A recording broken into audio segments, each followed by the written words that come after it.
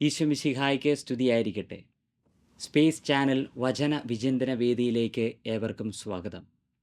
ഈശോമിശിഹായുടെ തിരുപ്പിറവി ആചരിക്കുവാനായിട്ടുള്ള ഏറ്റവും അടുത്ത ആത്മീയമായ ഒരുക്കത്തിലാണ് നാം ഇപ്പോൾ ആയിരിക്കുക. ഈശോമിശിഹായെ സ്വീകരിക്കുന്നതിന് നമ്മെ ഒരുക്കുന്ന തരത്തിലുള്ള തിരുവചന ഭാഗങ്ങളാണ് മംഗളവാർത്താക്കാലം 4-ാമത്തെ ഞായറാഴ്ചയായ ഇന്ന് നാം പ്രത്യേകമായിട്ട് ധ്യാനിക്കുക. നമുക്കറിയാം, പൂർവ്വകാലങ്ങളിൽ ദൈവം പ്രവാചകന്മാർ വഴി വിവിധ ഘട്ടങ്ങളിലും വിവിധ രീതികളിലും നമ്മുടെ പിതാക്കന്മാരോട് സംസാരിച്ചിട്ടുണ്ട്. എന്നാൽ ഈ അവസാന നാളുകളിൽ ദൈവം തൻ്റെ പുത്രൻ വഴി നമ്മോട് സംസാരിച്ചിരിക്കുന്നുവെന്ന് ഹെബ്രായർക്കുള്ള ലേഖനം 1-ാം അധ്യായം 1-2 തിരുവചന ഭാഗങ്ങൾ സാക്ഷ്യപ്പെടുത്തുകയാണ്. അതേ സ്നേഹമുള്ളവരെ, നമ്മോടൊത്ത് സംസാരിക്കാൻ, നമ്മോടൊത്ത് വസിക്കുവാനായിട്ട് ദൈവം കണ്ടെത്തിയ അവസാനത്തെ മാർഗമായിരുന്നു അവിടുത്തെ പ്രിയപുത്രനായ ഈശോമിശിഹ. അതിൻ്റെ പൂർത്തീകരണമാണ് മിശിഹായുടെ മനുഷ്യാവതാരം എന്നത്. ഈശോമിശിഹായുടെ ജനനം സൂചിപ്പിക്കുന്നത് ദൈവം മനുഷ്യ മക്കളോട് കാണിക്കുന്ന അളവുകളില്ലാത്ത, അതിരുകളില്ലാത്ത സ്നേഹത്തിൻ്റെ പരമമായ പ്രകടനമാണ്. ആ സ്നേഹം അനുഭവിച്ചറിയുവാനായിട്ടാണ് നമ്മൾ പ്രത്യേകമായിട്ട് നോമ്പെടുത്തും ഉപവസിച്ചും അതുപോലെ തന്നെ പ്രാർത്ഥിച്ചുമൊക്കെ ഈ ദിവസങ്ങളിൽ നാം ഒരുങ്ങിക്കൊണ്ടിരിക്കുക. വിശുദ്ധ ഗ്രന്ഥം, പ്രത്യേകിച്ച് പഴയ നിയമം, ലോകരക്ഷകനെക്കുറിച്ചുള്ള കാത്തിരിപ്പിൻ്റെ ഒരു കഥയാണ് പറയുക. അനേകം വിശുദ്ധാത്മാക്കൾ രക്ഷകൻ്റെ വരവിനായിട്ട് കാത്തിരുന്നു എന്ന് പഴയ നിയമത്തിൽ നമുക്ക് കണ്ടെത്തുവാനായിട്ട് സാധിക്കും. നമുക്കറിയാം, പാപം മൂലം പറുദീസ നഷ്ടപ്പെട്ടപ്പോൾ ദൈവം ഒരു രക്ഷകനെ വാഗ്ദാനം ചെയ്യുകയാണ്.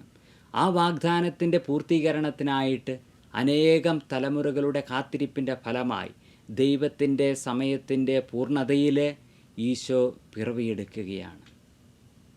അപ്രകാരം നാം ചിന്തിക്കുമ്പോൾ ഈശോയുടെ തിരുപ്പിറവിക്ക് വേണ്ടിയുള്ള ഒരുക്കം എത്രമാത്രം ജാഗ്രതയോടുകൂടെ ആയിരിക്കണമെന്ന് നമ്മെ ഓർമ്മപ്പെടുത്തുകയാണ്. നമുക്കറിയാം, നമ്മുടെയൊക്കെ ഭവനങ്ങളിലേക്ക് ഒരു വിശിഷ്ടാതിഥി കടന്നു വരുന്നു, അല്ലെങ്കിൽ വലിയ വലിയ വ്യക്തികൾ കടന്നു വരുന്നു, അവർ അങ്ങനെ കടന്നു വരുവാനായിട്ട് ആഗ്രഹിക്കുന്നു എന്ന് നാം ഒന്ന് ചിന്തിക്കുക. അപ്പോൾ നാം വീടും നമ്മുടെ പരിസരവുമൊക്കെ വൃത്തിയായി ആ അതിഥിയുടെ കടന്നു വരുവാനായിട്ട് നമ്മൾ ഒരുക്കപ്പെടും. അത്തരത്തിൽ പ്രത്യേകിച്ച് അതിഥികൾ വരുമ്പോഴുള്ള ഏറ്റവും അടുത്ത നാളുകളിലുള്ള നമ്മുടെ ഒരുക്കമെന്നത് വളരെ പ്രധാനപ്പെട്ടതാണ്. അത്തരത്തിലുള്ള ജാഗ്രതയോടുകൂടിയുള്ള ഒരുക്കം, ആ ഒരു ആകാംക്ഷ അല്ലെങ്കിൽ സന്തോഷം, അത് നമുക്ക് മറ്റുള്ളവരോട് പറഞ്ഞറിയിക്കാനായിട്ട് സാധിക്കാത്തതാണ്. അത് നാം തന്നെ അനുഭവിച്ചറിയുന്നതാണ്. ഒരുപക്ഷെ ഇതിനേക്കാൾ ഏറെ എത്രമാത്രം സന്തോഷത്തിൻ്റെയും സുദിനത്തിൻ്റെയും നിമിഷങ്ങളാണ് ഈശോയുടെ ഈ തിരുപ്പിറവി നമുക്ക് സമ്മാനിക്കുന്നത്. അതുകൊണ്ട് നമുക്ക് ജാഗ്രതയോടെ, സന്തോഷത്തോടുകൂടെ, ആകാംക്ഷയോടുകൂടെ പ്രാർത്ഥിച്ചും ഉപവസിച്ചും ആത്മാർത്ഥമായിട്ട് ഈശോയുടെ തിരുപ്പിറവിക്ക് വേണ്ടി നമുക്ക് ഒരുങ്ങാം. ഇന്ന് തിരുസഭ നൽകുന്ന 1-ാമത്തെ വായനയിൽ ഉൽപ്പത്തിയുടെ പുസ്തകം 24-ാം അധ്യായത്തിൽ നാം ഇസഹാക്കിൻ്റെ ജീവിതത്തിലേക്ക് കടന്നു വരുന്ന റബ്ബേക്കയെ കണ്ടുമുട്ടുന്നുണ്ട്. ഇസഹാക്കിൻ്റെ അമ്മയുടെ മരണം മൂലം ദുഃഖപൂരിതമായിരുന്ന, ഏകാന്തത അനുഭവിച്ചിരുന്ന ആ ഭവനത്തിൻ്റെ എല്ലാ കഷ്ടതകളും മാറ്റി അവിടെ സന്തോഷപൂർണ്ണമാക്കുന്ന, ആ കുടുംബത്തിൽ സന്തോഷം വിതയ്ക്കുന്ന റബ്ബേക്കയെ നമുക്കവിടെ കാണുവാനായിട്ട് സാധിക്കും.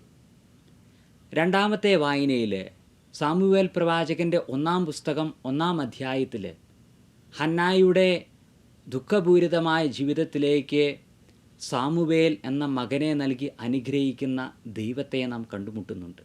ലേഖന ഭാഗത്തേക്ക് വരുമ്പോൾ ദൈവത്തിന് കൃതജ്ഞത അർപ്പിക്കുന്നവരും പരസ്പരം സ്നേഹിക്കുന്നവരുമായ ഒരു സമൂഹം കെട്ടിപ്പടുക്കുവാനായിട്ട് വിശുദ്ധ പൗലോസ്ലീഹ എഫെസോസുകാർക്ക് എഴുതിയ ലേഖനത്തിലൂടെ നമ്മോട് ആഹ്വാനം ചെയ്യുകയാണ്.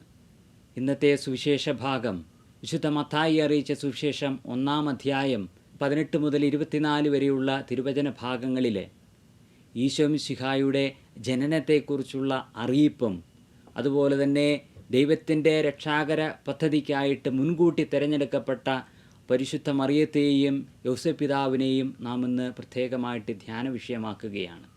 ഇന്നത്തെ സുവിശേഷ ഭാഗത്ത് നാം പ്രത്യേകമായിട്ട് വായിക്കുന്നുണ്ട്, ജോസഫും മറിയവും വിവാഹ നിശ്ചയം കഴിഞ്ഞിരിക്കെ പരിശുദ്ധാത്മാവിനാൽ അവൾ ഗർഭിണിയായി കാണപ്പെട്ടു എന്ന്. നമുക്കറിയാം, വിവാഹത്തിന് മുമ്പേയുള്ള ഗർഭധാരണം കല്ലെറിയപ്പെടുവാനുള്ള സാധ്യതകൾ യഹൂദ നിയമത്തിൽ ഉണ്ടായിരുന്നു. എന്നാൽ നിയമങ്ങൾ യൗസേപ്പ് പിതാവിന് അനുകൂലമായിരുന്നിട്ടും അവളെ പരസ്യമായി ഉപേക്ഷിക്കുവാനോ അല്ലെങ്കിൽ സമൂഹത്തിന് മുന്നിൽ കുറ്റക്കാരായി കാണുവാനോ ഒന്നും യൗസേപ്പ് തുനിയുന്നില്ല. കഠിനമായ നിയമത്തിൻ്റെ അടിസ്ഥാനത്തിലുള്ള ധാർമ്മികതയേക്കാൾ സ്നേഹത്തിൽ അധിഷ്ഠിതമായ ഒരു ധാർമ്മികത കെട്ടിപ്പടുക്കുവാനായിട്ട് വിശുദ്ധ യൗസേപ്പ് പിതാവിന് കഴിയുകയാണ്. അതാണ് യൗസേപ്പ് പിതാവിനെ യഥാർത്ഥത്തിൽ നീതിമാൻ എന്ന വിശേഷണത്തിന് അർഹനാക്കി തീർത്തത്.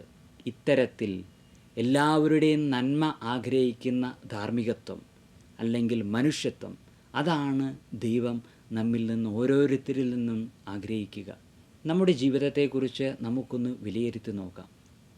മറ്റുള്ളവരുടെ പേരിന് കളങ്കം വരുത്തുന്ന രീതിയിലുള്ള സംസാരവും പ്രവൃത്തികളുമാണോ ഞാൻ ചെയ്യുന്നത്?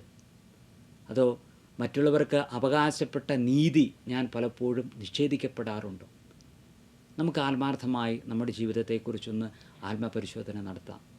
കൂടുതൽ നീതിമാനായ വ്യക്തിയായി, മനുഷ്യത്വം നിറഞ്ഞ വ്യക്തികളായിട്ട് മാറുവാനായിട്ട് നമുക്ക് കഴിയട്ടെ. സുവിശേഷത്തിൻ്റെ 2ാം ഭാഗത്തിലേക്ക് കടന്നു വരുമ്പോൾ ദൈവിക പദ്ധതികളെ തിരിച്ചറിയാതിരുന്ന യൗസേപ്പ് മറിയത്തെ രഹസ്യമായി ഉപേക്ഷിക്കുവാനായിട്ട് തീരുമാനിച്ചു എന്ന് നമ്മൾ കണ്ടു കഴിഞ്ഞു. ആ അവസരത്തിൽ യൗസേപ്പ് പിതാവിന് സ്വപ്നത്തിൽ ദൈവിക ദൂതൻ പ്രത്യക്ഷപ്പെട്ട് മറിയത്തെ ഭാര്യയായി സ്വീകരിക്കാൻ ശങ്കിക്കേണ്ട, അവൾ ഗർഭം ധരിച്ചിരിക്കുന്നത് പരിശുദ്ധാത്മാവിൽ നിന്നാണ് എന്ന് വെളിപ്പെടുത്തുകയാണ്. അപ്പോൾ യൗസേപ്പ് പിതാവ് നിദ്രയിൽ നിന്ന് ഉണർന്ന് തൻ്റെ വിചാരങ്ങൾ മാറ്റിവെച്ച് ദൈവത്തിൻ്റെ വിചാരങ്ങളിലേക്ക്, ദൈവം തന്നെ ഏൽപ്പിച്ച ദൗത്യങ്ങൾ പൂർത്തീകരിക്കപ്പെടുവാനായിട്ട് ഇറങ്ങിപ്പുറപ്പെടുന്ന യൗസേപ്പ് പിതാവിനെയാണ് നാം അവിടെ കണ്ടുമുട്ടുക. നമ്മുടെ ജീവിതത്തെക്കുറിച്ചൊന്ന് വിലയിരുത്തുമ്പോൾ നമ്മുടെ ഉള്ളിൻ്റെ ഉള്ളിൽ അല്ലെങ്കിൽ നമ്മുടെ മനസാക്ഷിയിൽ രൂപപ്പെടുന്ന ദൈവത്തിൻ്റെ സ്വരത്തിന്, പരിശുദ്ധാത്മാവിൻ്റെ പ്രചോദനത്തിന് നാം കാതോർക്കാറുണ്ടോ എന്ന് നമുക്കൊന്ന് ആത്മപരിശോധന നടത്താം. സാമുവേൽ പ്രവാചകൻ്റെ 1-ാം പുസ്തകം 3-ാം അധ്യായത്തിൽ സാമുവേൽ പ്രവാചകന് ദൈവവിളി ലഭിക്കുന്നതായിട്ട് നാം കാണുന്നുണ്ട്. അവിടെ ദൈവവിളി എന്തെന്ന് തിരിച്ചറിയുവാനായിട്ട് സാമുവേലിന് സാധിക്കുന്നില്ല. പക്ഷെ പിന്നീട് ദൈവത്തിൻ്റെ വിളിയാണ് എന്ന് തിരിച്ചറിയുകയും ദൈവത്തിൻ്റെ വചനത്തിന്, ദൈവത്തിൻ്റെ വിളിക്ക് കാതോർക്കുകയും അതനുസരിച്ച് പ്രവർത്തിക്കുകയും ചെയ്യുന്ന പ്രവാചകനെയാണ് നമുക്കവിടെ കാണുവാനായിട്ട് സാധിക്കുക. സാമുവേൽ പ്രവാചകനെ പോലെ, ദൈവത്തിൻ്റെ വാക്കുകൾക്ക് കാതോർത്ത പരിശുദ്ധ മാതാവിനെ പോലെ, ദൈവവചനം ജീവിതത്തിൽ പ്രാവർത്തികമാക്കിയ യൗസേപ്പ് പിതാവിനെ പോലെ നമുക്കും ദൈവത്തിൻ്റെ വാക്കുകളെ കേൾക്കുവാനും അതനുസരിച്ച് ജീവിതം മുന്നോട്ട് നയിക്കുവാനും നമുക്ക് കഴിയട്ടെ. കൊച്ചു കുട്ടികളുടെ പിടിവാശിക്ക് മുന്നിൽ അതിന് വഴങ്ങിക്കൊടുക്കുന്ന അമ്മമാരെ നാം കണ്ടിട്ടുണ്ട്. അമ്മമാർ കുട്ടികളെ മടിയിലിരുത്തുകയും ലാളിക്കുകയും ആ കുട്ടികളുടേതായ രീതിയിൽ അവരോട് ഇടപെടുകയും ചെയ്യുകയാണ്.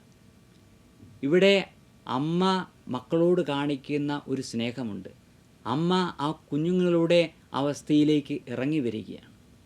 അതിന് കാരണമായിട്ട് നിൽക്കുക മാതൃസ്നേഹമാണ്. ഏതാണ്ട് ഇതുപോലെയാണ് ദൈവം മനുഷ്യ മക്കളോട് കാണിക്കുന്ന സ്നേഹം.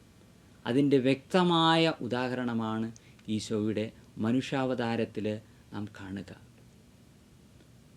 ദൈവം മനുഷ്യനായി പിറന്ന മഹത്തായ നിമിഷം, ദൈവം നമ്മോടുകൂടെ എന്നർത്ഥമുള്ള ഇമ്മാനുവേലായി മാറിയ ആ നിമിഷം, നമ്മുടെ ഏകാന്തതയുടെയും ബലഹീനതയുടെയും നിരാശയുടെയും സമയങ്ങളിൽ നമ്മുടെ ഉള്ളിൽ വസിച്ച് നമ്മോട് കൂടെ നടക്കുന്ന, നമ്മെ സഹായിക്കുന്ന, നമ്മെ വിശുദ്ധീകരിക്കുന്ന ഒരു ദൈവമാണ് നമ്മോട് കൂടെയുള്ളത്.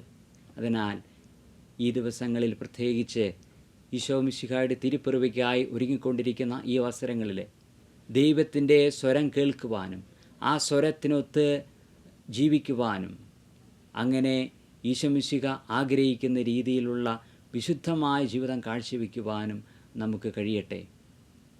ദൈവം നമ്മെ ഓരോരുത്തരെയും സമൃദ്ധമായി അനുഗ്രഹിക്കട്ടെ. ആമേൻ.